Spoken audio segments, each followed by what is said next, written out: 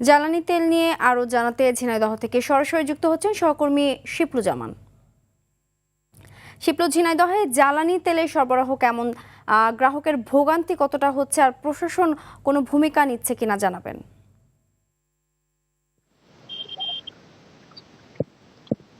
Cynthia, ঝিনাইদহে 36টা feeling স্টেশনে কিন্তু সকাল থেকে একই চিত্র দেখা দিয়েছে। কোনো কোনো আমি সকাল থেকে বেশ কয়েকটি ফিলিং স্টেশনে ঘুরে দেখেছি যে কোনো কোনো পাম্পে কিন্তু পর্যাপ্ত পরিমাণে তেল নাই। ঝিনাইদহ জেলায় 36টা ফিলিং স্টেশন আছে, তবে খুলনা, পদ্মা, মেঘনা, যমুনা থেকে পর্যাপ্ত পরিমাণে জ্বালানি তেল চাহিদা না দেওয়ার কারণে কিন্তু বিশেষ করে পেট্রোল অক্টেনে কিন্তু তীব্র সংকট দেখা দিয়েছে। দর্শক, আপনাদেরকে আরটিভির ক্যামেরার মাধ্যমে দেখানোর একটু চেষ্টা করছি। তো দেখেন যে আমি দাঁড়িয়ে আছি একটা ফিলিং স্টেশনে ঝিনাইদহ জেলার।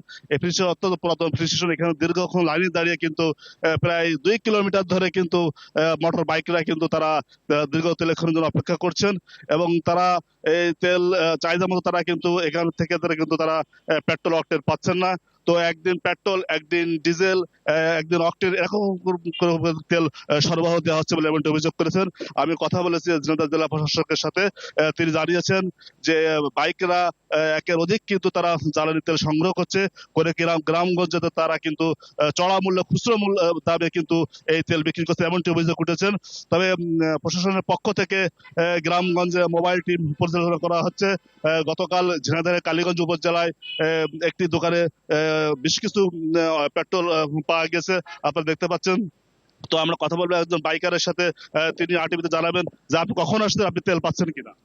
আমি আসি সকাল 8:30টার দিকে, এখনো তেল পাই না। সামনে আমার অনেক সিরিয়াল আছে, 10-12টা গাড়ি আছে, হয়তো পেতে পারি।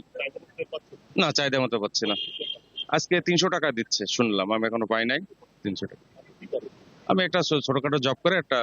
তো আসলে সব থেকে বড় কষ্ট হচ্ছে যে এখানে এরি ধানের চাষ হুমকির সম্মুখীন হয়ে দাঁড়িয়েছেন, এবং চলতে থাকলে অবস্থা আরো ভয়াবহ আকার ধারণ করবে।